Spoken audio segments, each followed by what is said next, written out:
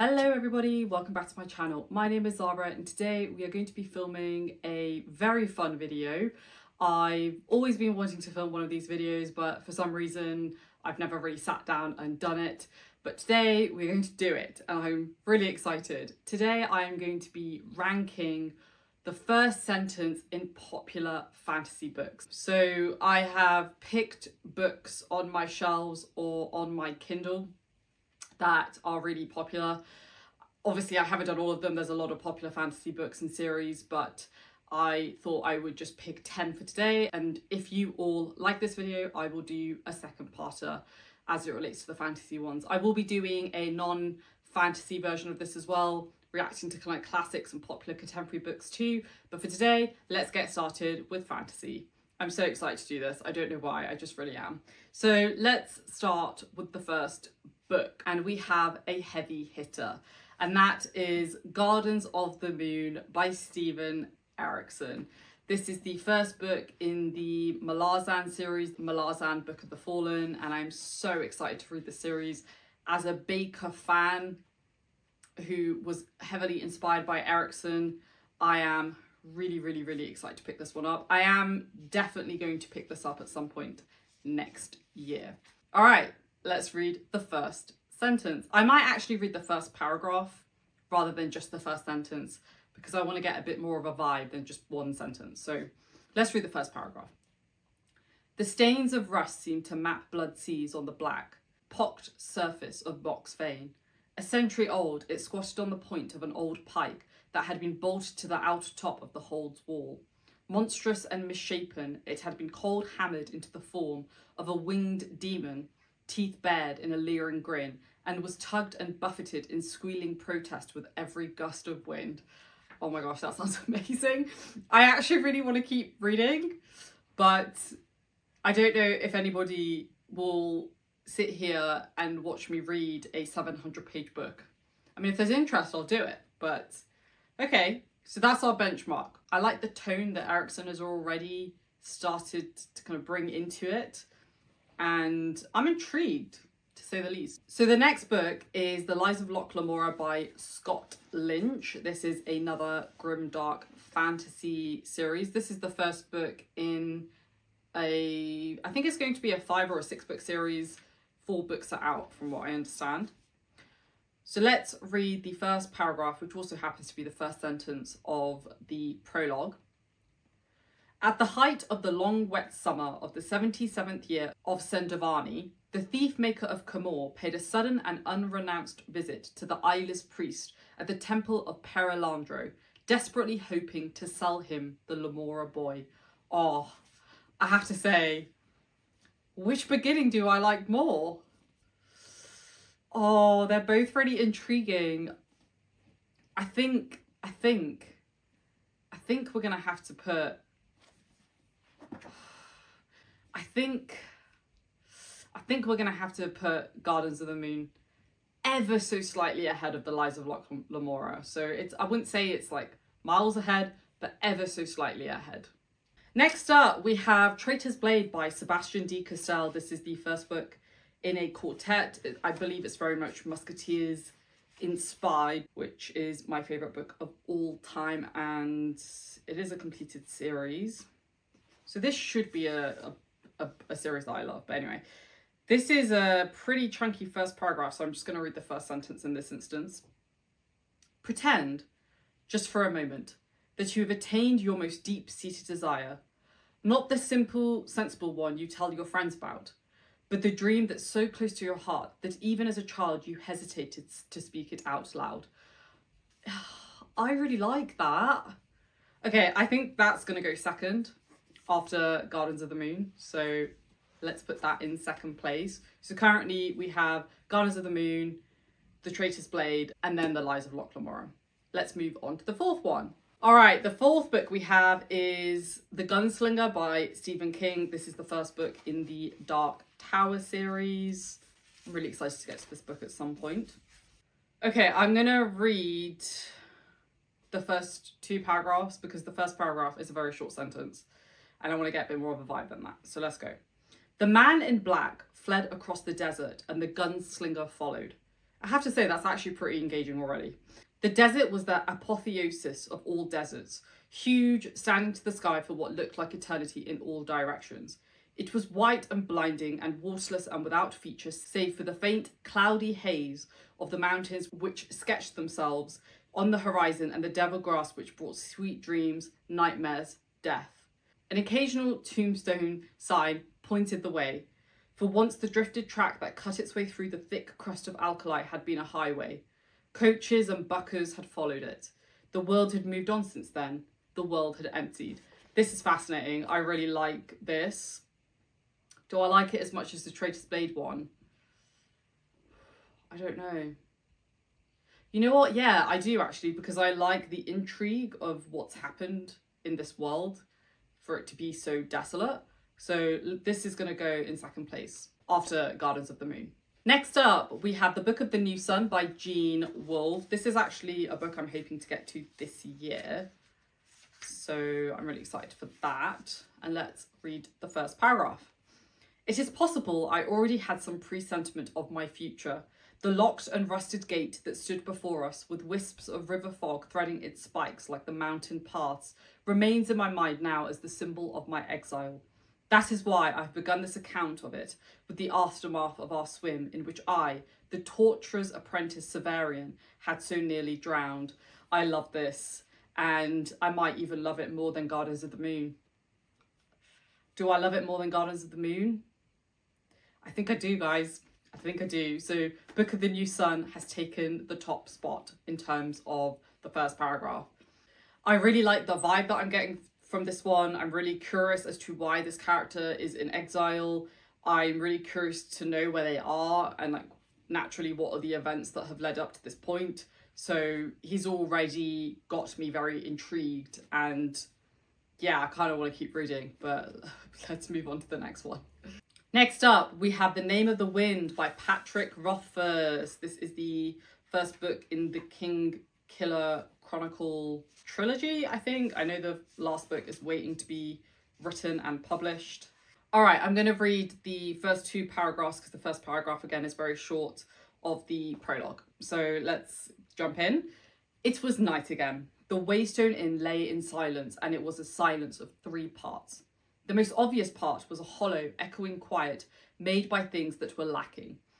If there had been a wind, it would have sighed through the trees, set the inn sign creaking on its hooks, and brushed the silence down the road like trailing autumn leaves. If there had been a crowd, even a handful of men inside the inn, they would have filled the silence with conversation and laughter, the clatter and clamour one expects from a drinking house during the dark hours of night. If there had been music, but no. Of course there was no music. In fact, there were none of these things, and so the silence remained. I really like that as a beginning. I'm, again, very intrigued by what's happened to lead up to this. I quite like the world building. We're already getting some world building. I quite like the tone and the atmospheric vibe that we're getting from it. So you know what? I think this is going to go after Book of the New Sun, guys. I think this is going to go in second place. Next up, we have Bloodsong by Anthony Ryan. This is the first book in, I think it's called the Bloodsong trilogy. And I've heard very mixed things about the trilogy as a whole, but the first book is apparently amazing. So let's get started. I'm going to read the first paragraph of the first chapter. The mist sat thick on the ground the morning Valen's father took him to the house of the Sixth Order. He rode in front, his hands grasping the saddle's pommel, enjoying the treat. His father rarely took him riding. That's it. Probably the weakest, yeah, without a doubt, the weakest one of all the ones that I've read so far. I mean, I'm curious what the House of the Sixth Order is, and I'm curious why his father is taking him there, but I'm not super hooked just from that first paragraph. So this one is going to go in 7th place currently. All right, and we have 3 more. Now we have Assassin's Apprentice by Robin Hobb, which I know is a really beloved book on YouTube. This is the first book in the Farseer trilogy. And I'm really excited to pick this book up because I think I'm either going to really love it or really hate it. And I think it's going to be one strong emotion or the other. So anyway, let's read the first paragraph. My pen falters, then falls from my knuckly grip, leaving a worm's trail of ink across Fedran's paper. I've spoiled another leaf of the fine stuff in what I suspect is a futile endeavour. I wonder if I can write this history, or if on every page there will be some sneaking show of a bitterness I thought long dead. I think myself cured of all spite, but when I touch pen to paper, the hurt of a boy bleeds out with the sea-spawned ink, until I suspect each carefully formed black letter scabs over some ancient scarlet wound. Her writing is beautiful. Even just that first paragraph, wow. Stunning writing.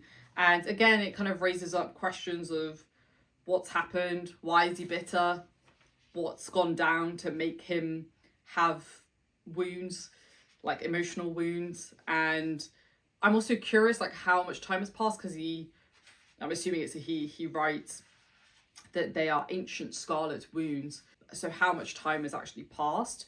Where does this one go?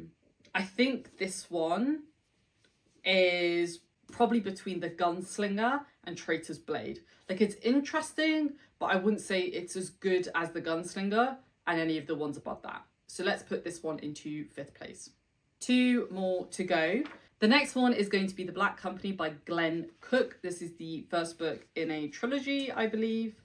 And it's a series I'm dying to get to. The first paragraph is pretty short, but it's not too short that I'm going to read the second one. So let's get started. There were prodigies and portents enough, One Eye says. We must blame ourselves for misinterpreting them. One Eye's handicap in no way impairs his marvellous hindsight. I like that. This is already giving me Joe Abercrombie vibes for some reason.